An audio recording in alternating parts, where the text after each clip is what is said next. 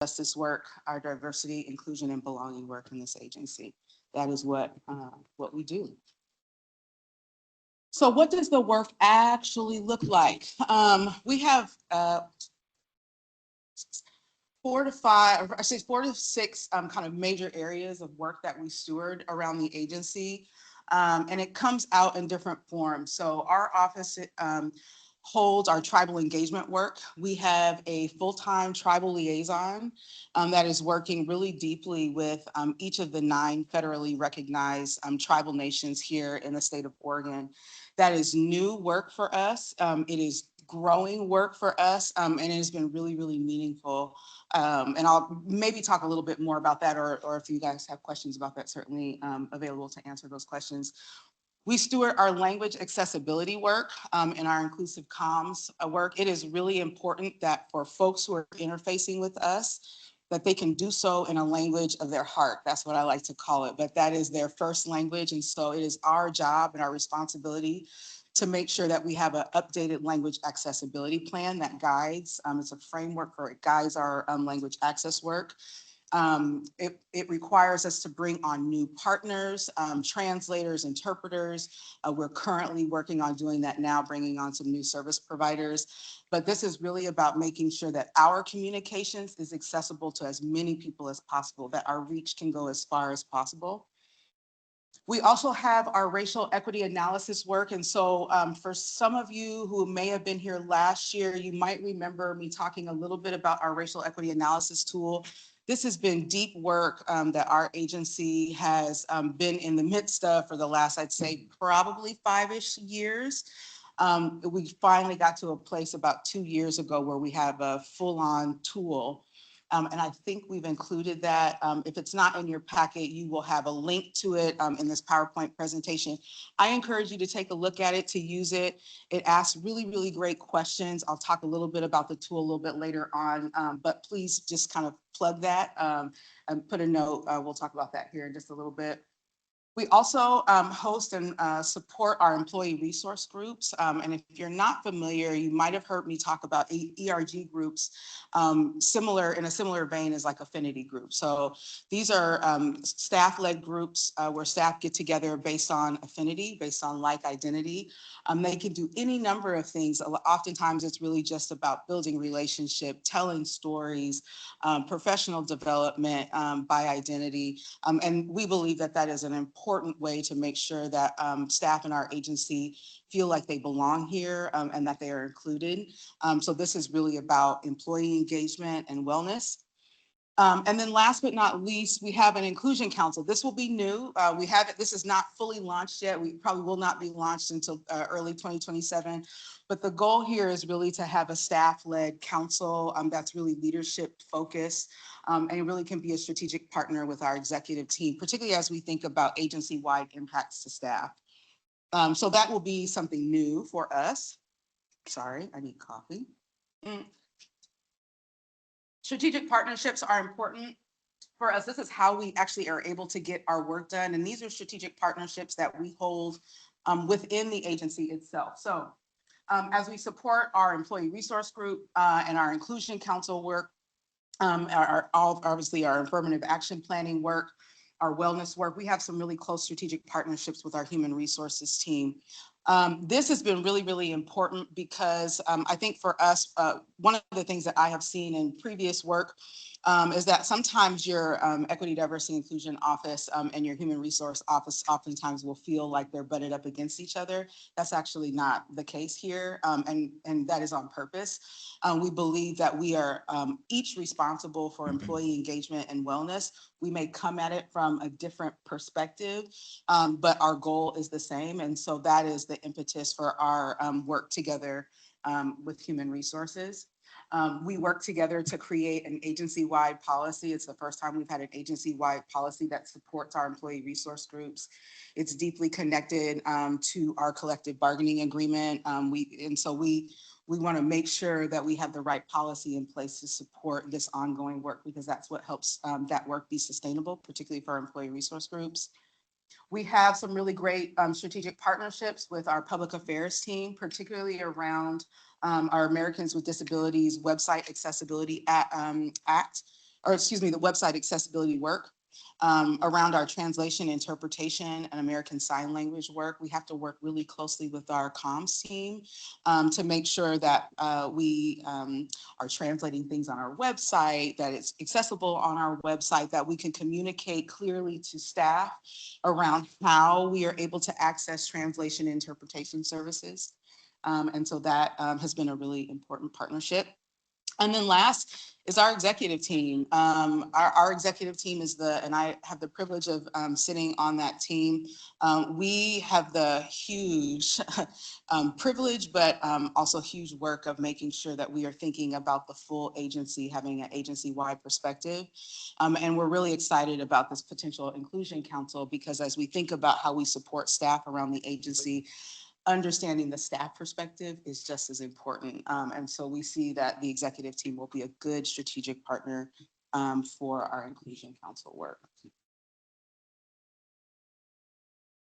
So what drives our work? We have a first ever diversity, equity, inclusion, belonging action plan. You all may remember last year, back in, I might get the dates wrong, around 2020-ish, in our previous gubernatorial leadership under Governor Brown, she really encouraged all state agencies across the enterprise, and I think in fact she actually had an executive order, that each state agency would develop their own diversity, equity, and inclusion action plan. And so we took that and ran with it and created our first ever action plan. They are 2-year plans. So we are in the midst of our current iteration of the plan. And next year we'll do an update. That update will have metrics and all kinds of cool things in it.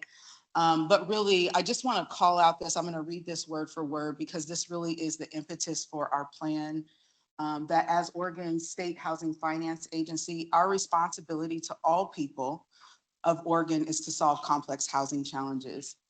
This responsibility creates an inherent mandate that we do not replicate previous ways of doing business that inflicted generational harm, and that we intentionally place racial equity at the forefront of our state action plan to resist and reverse discriminatory policies and practices which lower the ceiling of shared progress. That is our goal.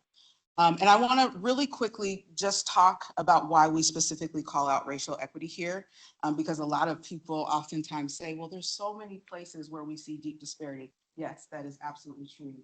And when you equalize out for all the places and the beautiful ways that people identify, you oftentimes will find that one's race is the thing that puts you into deepest disparity. And so we want to go where we see the deepest disparity, because we know that if we can get it right for those who are experiencing the deepest disparity and the deepest harm, then everybody actually benefits from that. And that is what we call targeted universalism, which I'll talk about here in just a little bit. Some of the major focuses of our DEI, I did it myself, our diversity, equity, inclusion action plan is community engagement. I talked a little bit about our tribal engagement work, but really our job as an agency is to, as much as we can, be hearing from community, because community is living with the impact in real time. You all as partners are navigating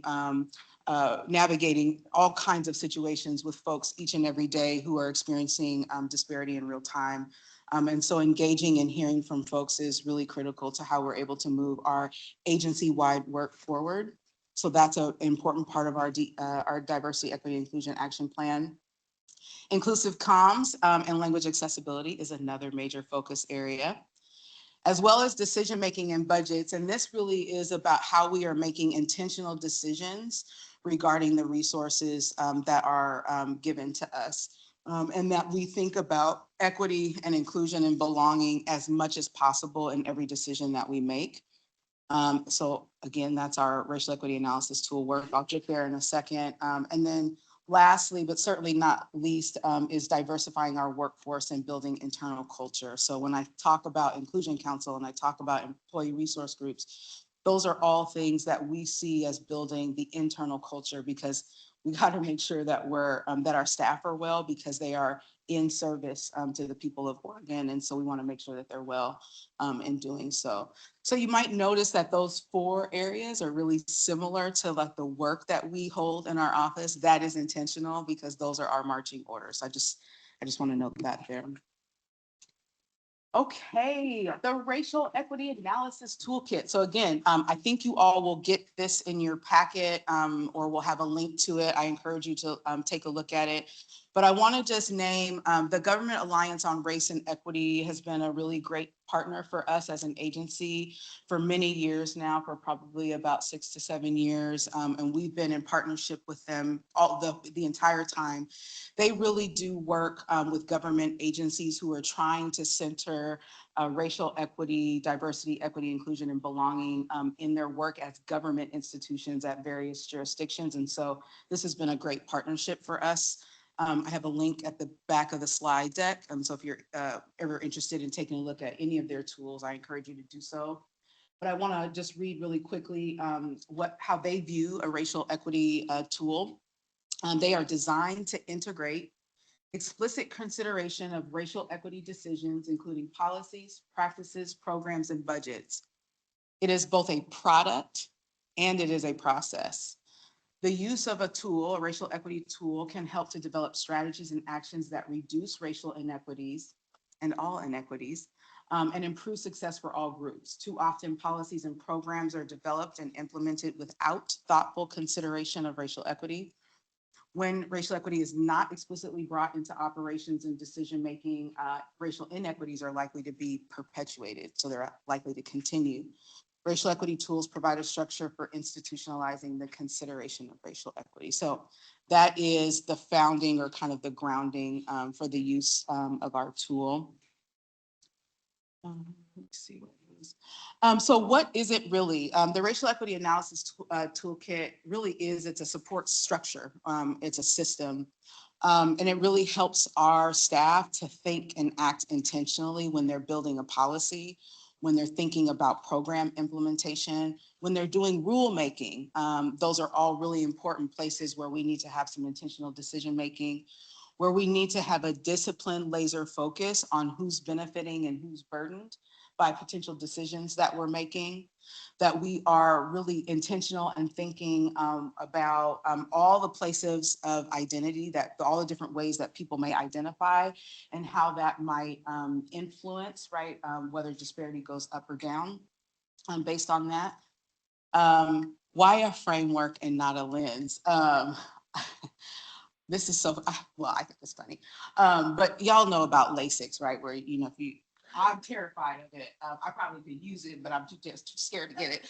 But LASIX is using corrective devices. You can get a little surgery and it actually works on your eyeball and you don't have to wear glasses. That's really cool.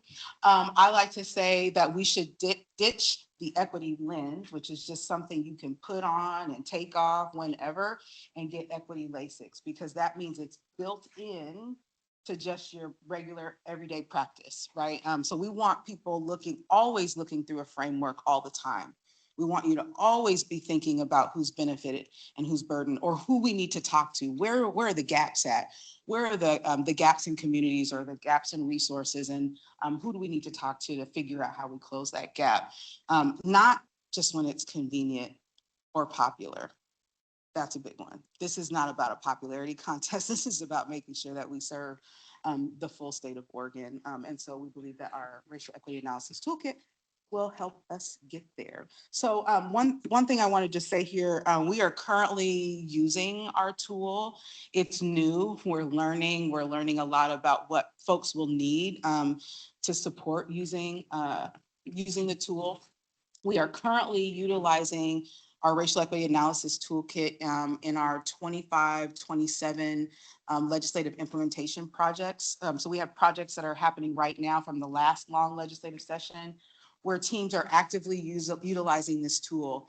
And inclusive of the tool, it's not up here, is we also have like an action plan worksheet. So we're not just asking people to answer the questions that make sense, but we're also asking you to come up with some actions.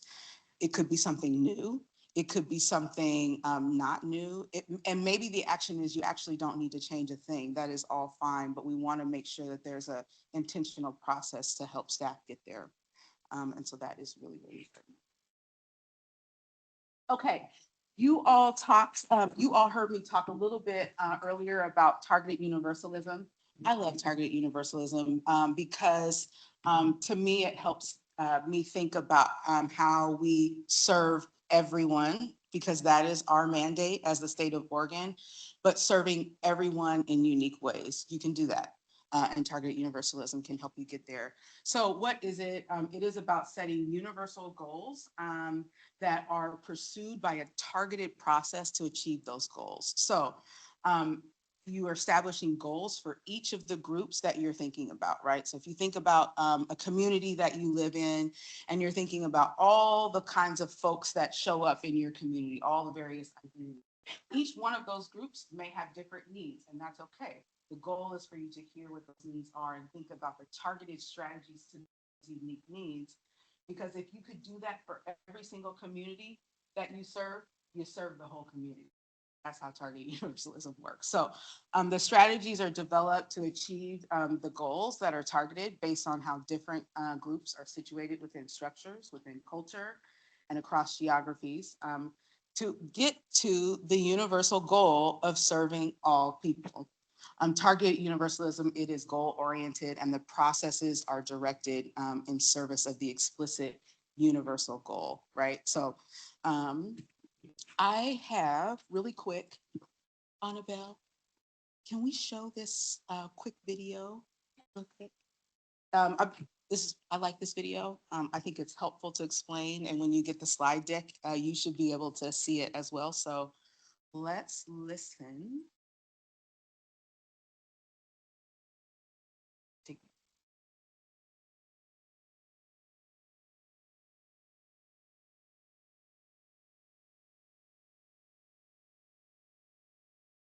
Oh, perfect.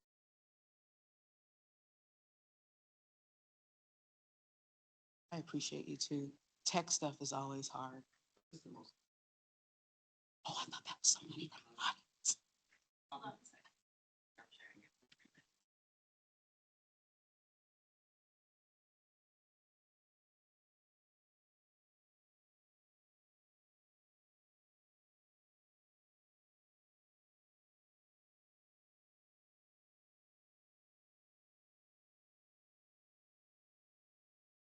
Sweet.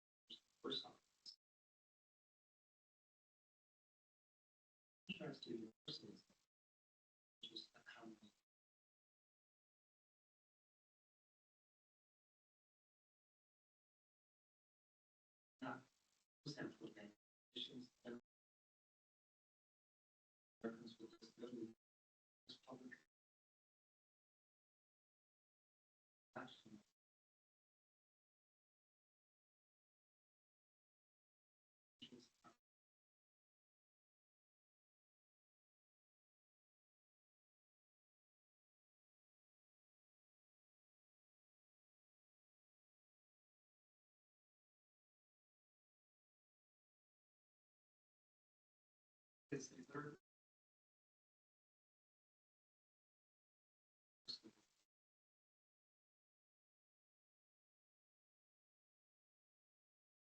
approach targets the very finding us.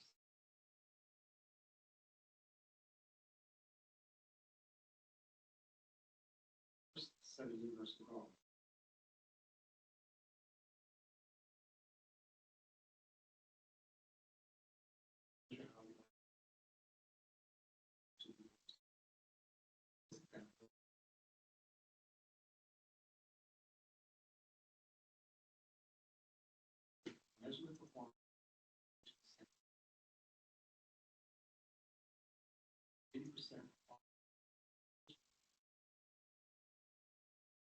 to understand how structures and other progress. So that makes that's when it's progress.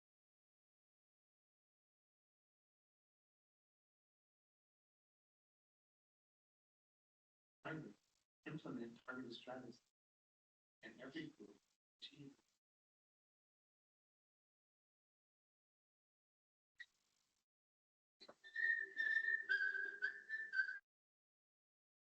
strategy. Universal. Maybe in different groups situated different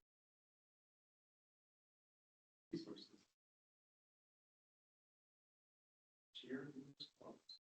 Reinforce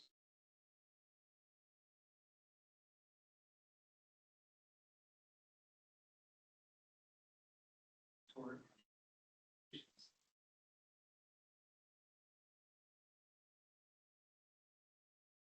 Thank you.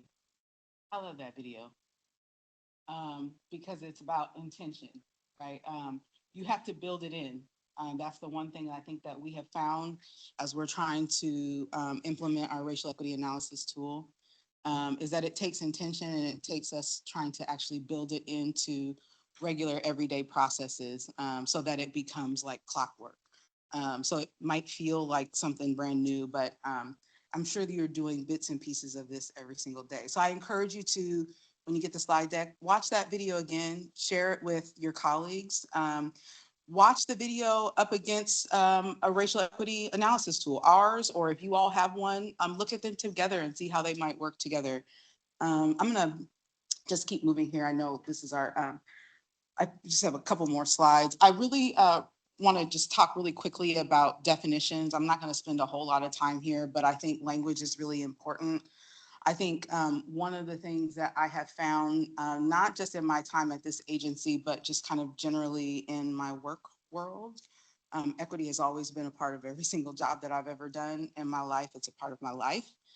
And I oftentimes find that people conflate equity and equality. And I want to be really explicit and clear that we are talking about two very different things.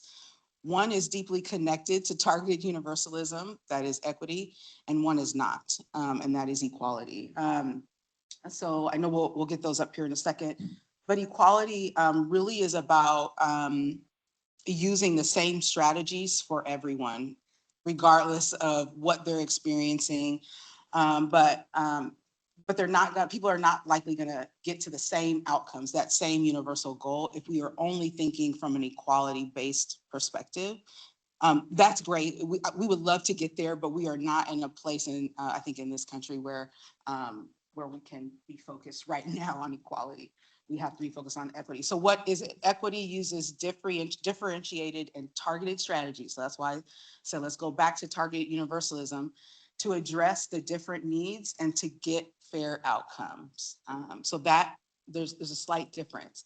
Equality is everybody gets the same thing. Equity is everybody gets what they need to get to the same universal goal. So those things might look a little different, and that is okay. Diversity, what is it?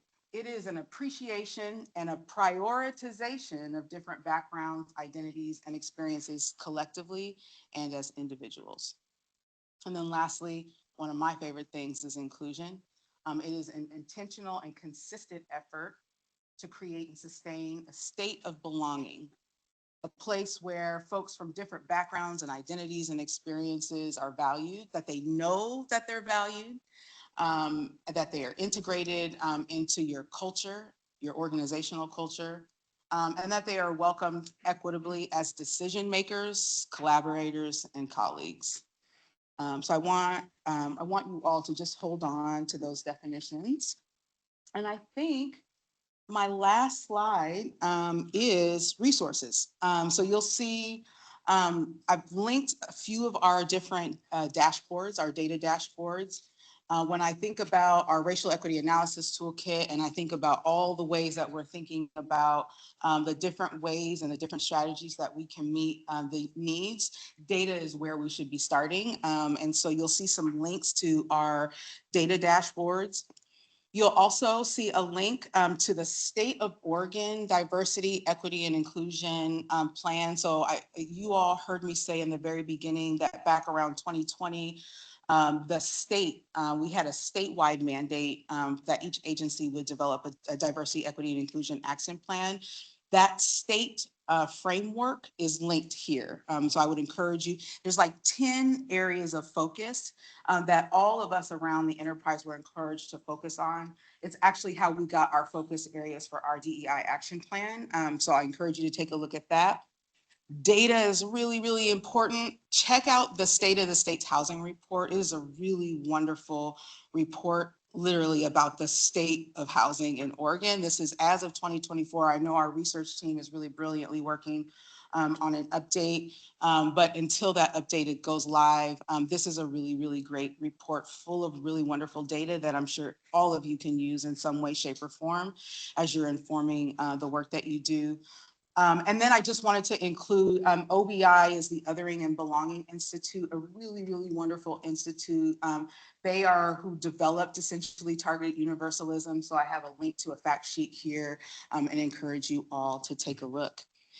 And then lastly, if you have any questions, my information here is linked here. That is what I have for you. I'm really glad to be with you. I'm glad to have started the day with you. I appreciate you all and the work that you do. And yeah, just really a whole lot of gratitude for you. Appreciate y'all.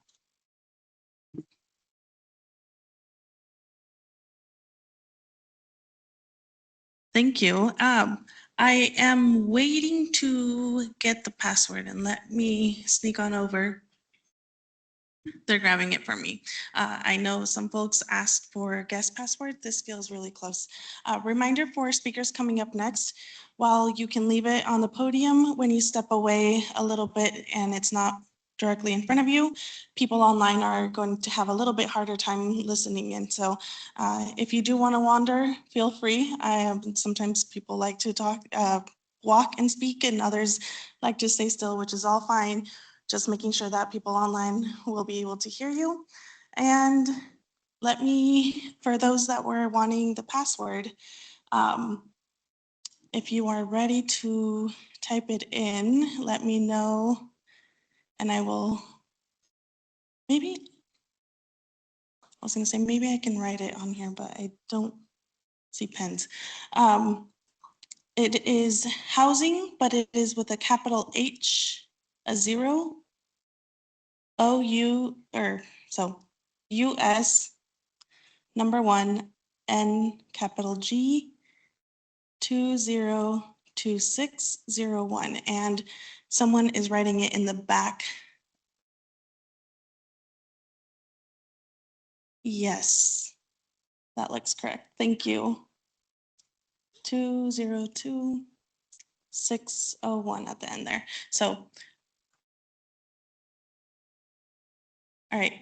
And making sure somebody to check the chat for me as well. And are we good as far as audio?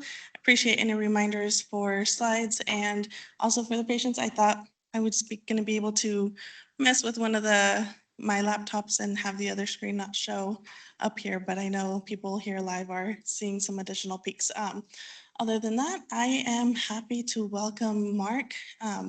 Again, if anybody needs to stand up, stretch, one of the things we forgot to do completely in the beginning as we were trying to finish getting some things set up, housekeeping. If you need to stand up, stretch, feel free to do so. Restrooms, if you go out that back door, they're just across the hallway. So, and there's also a water fountain just outside of that door as well. So feel free to take care of yourself and your needs, and we will continue. Thank you, Mark. I'm going to switch this up too.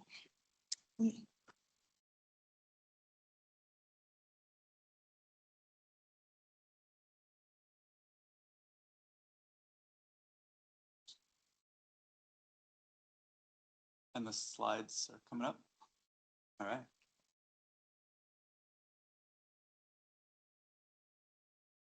Well, good morning, everybody. I'm Mark Jolin. You see him as pronouns. I am the Deputy Director of the Housing Stabilization Division. I think you heard earlier from Liz, I want to take a few minutes today not to talk about fiscal compliance updates. Hold on just a second. I mean, I could, but Janice probably would not agree with what I was about to say. So. I want to talk a little bit about Housing Stabilization Division, kind of the look forward. I have been with the division for just over a year, actually. I remember very well sitting in the back last year at this event and drinking it all in, trying to understand who we were and the work that we do and how we're organized. And I have a little better handle on that today than I did a year ago. But I do want to take a bit of time here to just set the context for you, help make sure that you see how we are organized as a division, where the work lives.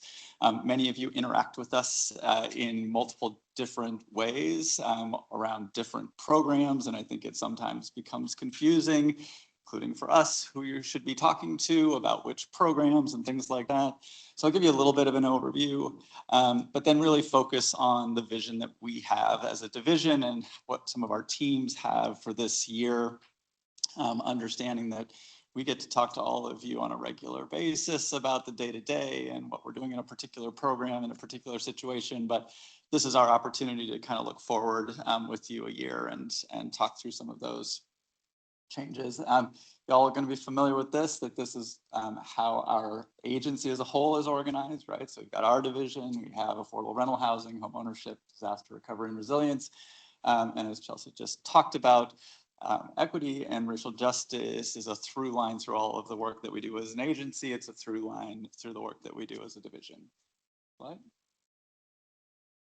So this is our very high level org chart. You met Liz, she's our director, I'm the deputy, and then we have essentially 6 teams in our division.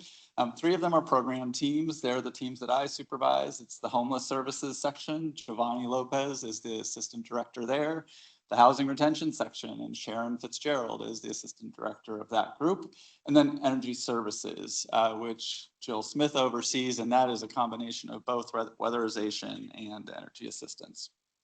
In addition, we have 3 other teams. One of them is policy planning and operations.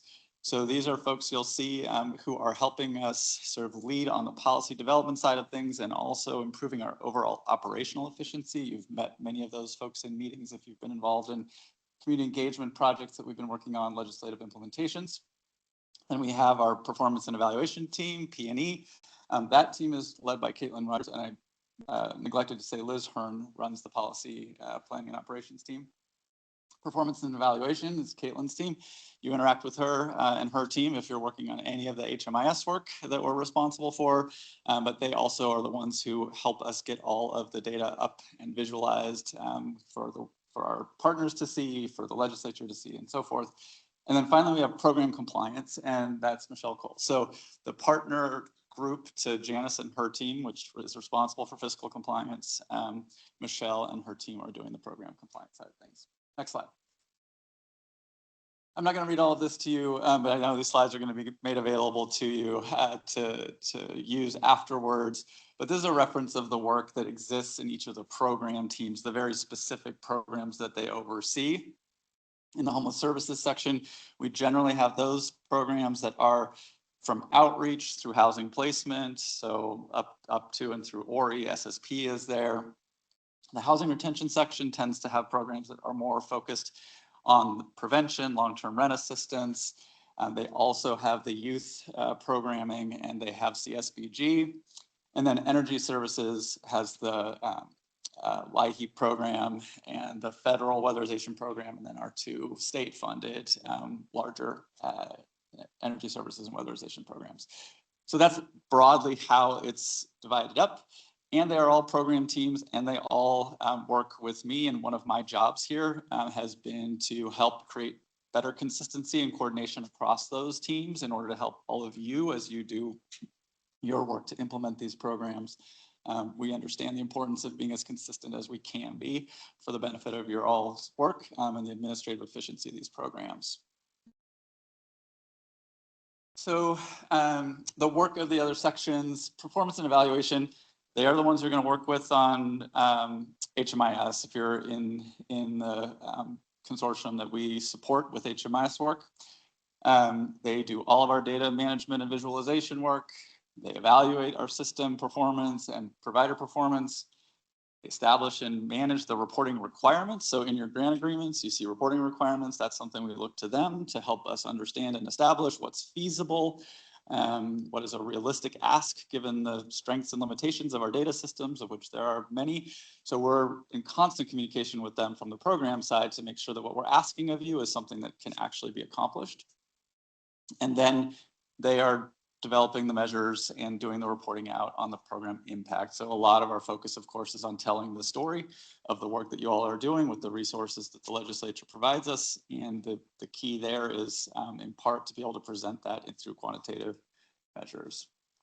Policy planning and operations. So we have a number of folks who are specialized in different areas of homelessness response work, shelter, rehousing, prevention. Those are policy analysts for us. Within this group, they are often the ones who are leading legislative implementation efforts. So when the legislature says to us, we want to achieve cost savings in the ORI program, for example, the Oregon Rehousing Initiative, the policy team is kind of taking the lead on that and looking at what are the options, what do nationally, folks doing similar work, how are they trying to manage the cost and not sacrifice the outcomes from the program. So you're going to see our policy team engaged in a lot of that. Program has a lot to feed into that, of course, but policy will tend to take the lead there. They oversee all of our rulemaking, so you're going to engage if you engage in our rulemaking processes, and I know there have been a lot of them of late, and there will be more. We're constantly updating rules. That is also a policy team responsibility. And then they are internally doing our project management. And that is really key because it is helping us improve our response, our ability to get work done. It means we can work more effectively with all of you. And then compliance, program compliance side. So they're looking at the accountability among our grantees for performing the programs according to the statutes, rules, and manuals that govern those programs. They set the compliance protocols, and we'll talk a little bit more about that in a few minutes, what's coming up there. They do the monitoring. So they are launching full program monitoring sort of on-site implementation right now. So if you haven't seen them in a while, you will start to see them. Michelle and her team, I know there's more information coming out about that as we move forward. They're there to do TA for you all around compliance types of questions. And ultimately their goal, like all of ours, is to improve the quality of services that are getting out to people in the community. Next slide, please. So looking at the year ahead for HSD, and many of you have been in conversations with us of late. We've heard from many of you in different settings, and real gratitude to everyone who has contributed your thoughts about how we can do a better job of supporting you and making sure that the programs are reaching as many people as possible in the community. Right now, of course, as we look ahead, we're looking to the long session. We know we have a ton of work to do to tell the story of how critical and effective the investments are. As many of you know, we have a certain amount of funding that is relatively secure through our continuing service level funding, and we have a substantial amount of funding in shelter and rehousing, some in prevention and LTRA that is not necessarily secured. And so being able to tell the story with the legislature about how impactful these programs are and what it means to continue to fund these programs at the levels we currently have them. That is a big focus of ours as a team, and it's partly why you're getting a lot of asks from us, and that will probably continue. We will be looking to you to help us make sure we have the information that we can communicate out to the legislature about why these programs are so critical to continue. We are taking this opportunity between long sessions, have been for the last year, to strengthen our divisional processes. So many of you may be aware that in the last biennium, we integrated a number of programs that were developed through the EO that had not been part of our division in the past, things like LTRA and ORDAP. And that process has meant that we're also, as we integrate, trying to internally align. So trying to make sure that the manuals, we're reviewing those, making sure that they are consistent, that the expectations we are setting across similar programs are similar so that you're not having to memorize multiple different procedures for seemingly very similar programs and processes. We're going through our rulemaking lens, bring the same lens to our rulemaking process, and then overall to our program administration. So my job is to work with our program teams to identify those places where we are not necessarily being consistent with you, where we may be creating confusion, where we may be limiting your ability to braid funds, both across our internal programs and with federal funds and local funds, and to try to address those things as quickly as we can to simplify for you as a provider. Aligning program and policy procedures across the program sections and programs, just what I just spoke to. We really are committed to improving our engagement with you all. I think we've been trying to talk to you about that, trying to get clear on why we have the meetings that we have, what we're doing in each of the meetings, who you should send to meetings. We're trying to get very consistent about communicating out decisions. When we get feedback from you that says, hey, this is not clear, or where did this communication come from, or is this really something that we have to do? We have a very quick internal process for reviewing those things, coming back around, and if we've said something or done something that doesn't make sense, we will correct it. So our commitment to you is to have that kind of open communication going forward into this year, and to build the systems to make sure we're getting more accurate information out to you more quickly, more reliably on an ongoing basis. We do want to improve program outcomes as much as possible. And this in no way means that folks aren't doing the best that they can. We are all doing the best that we can in very difficult circumstances. And we know that we share that goal. With the limited resources we have, we want to serve as many people as effectively as we possibly can across the spectrum. And that means collaborating with all of you to look for those program improvement opportunities, to look for those ways in which we can streamline programs, access to programs, make sure there are equitable outcomes from our programs. So that is a focus. That includes making sure that on our end, we're getting grant agreements out. We are making the processes as simple as possible for you. But it also means you all sort of taking the ownership of the opportunity that's there, and then working with us to deliver on those programs. And then we have heard a lot about the desire for better and more technical assistance. And so one of the things we're looking at for this coming year is whether we can offer a sort of an array of standardized technical assistance and training opportunities for all of our providers, understanding that we've set expectations in SSP and in other manuals and grant agreements that you all are providing this training to the people on your teams, and that not every community has access to those resources readily, right? And then you rightly ask us questions like, well, what is the standard of training on trauma-informed? What do we need to do in order to meet that expectation? So one of the things we want to do this year in terms of quality improvement is address that.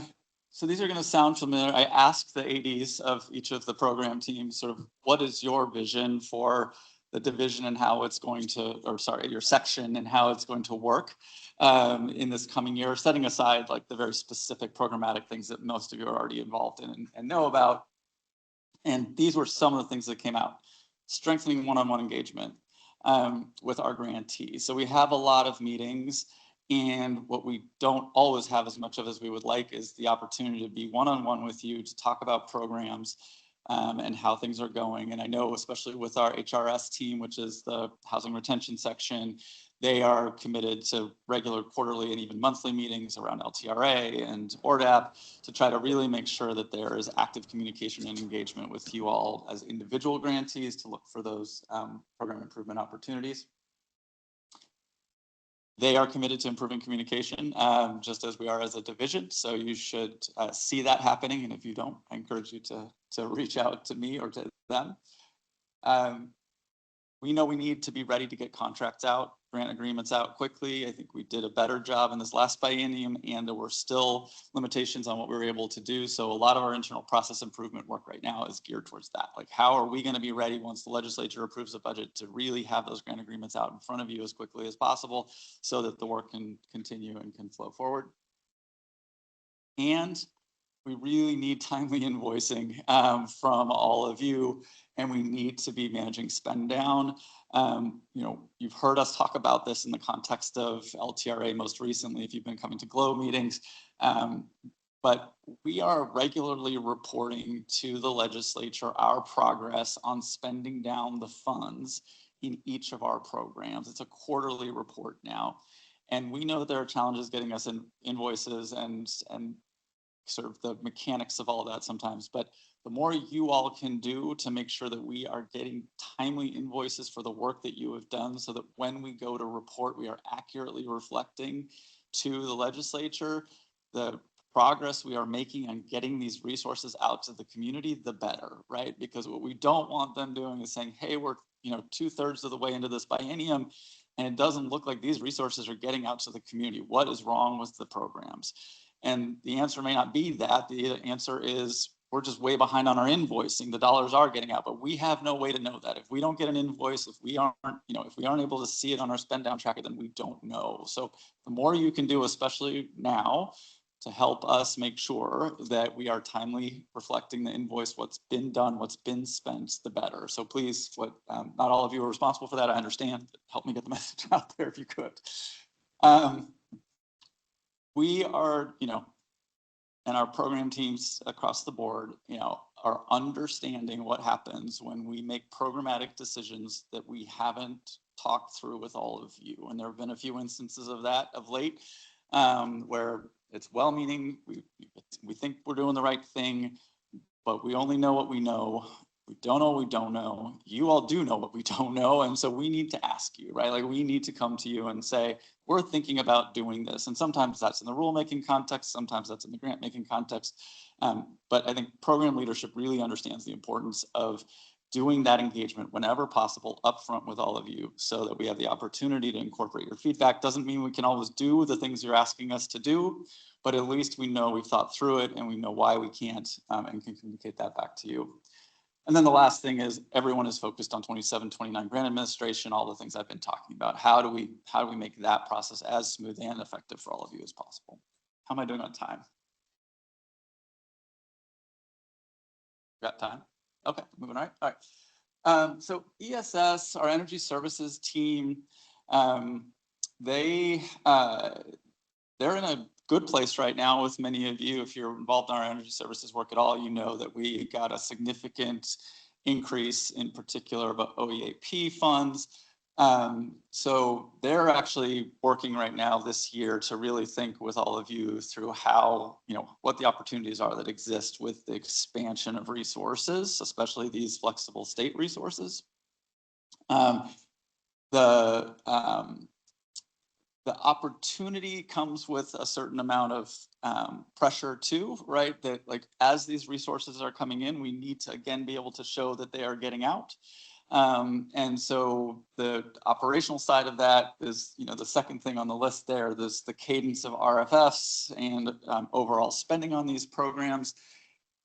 But we know that not every community is feeling like they're in a position to sort of fully take advantage of these new resources, because what was already available is straining capacity, for example, on the weatherization side in particular. So that team is going to be really focused on working individually with grantees around these new resources, what we can do to support you to be more, have more capacity to deliver on the opportunity that's there, because we want to be able to, we know the need is in the community, right? We know that the households are out there that need the weatherization services, that need the energy assistance services. And again, we need to make sure that the system is able to absorb those resources and reach those households as well as possible. One of the exciting opportunities that exists with these state programs, which I think the energy services team has not fully taken advantage of and is trying to now explore in a little more depth, is the flexibility that comes with those state-funded weatherization and energy assistance programs. So right now, for example, the LIHEAP program and OEAP are essentially parallel programs, right? There's a run under one manual, one set of expectations.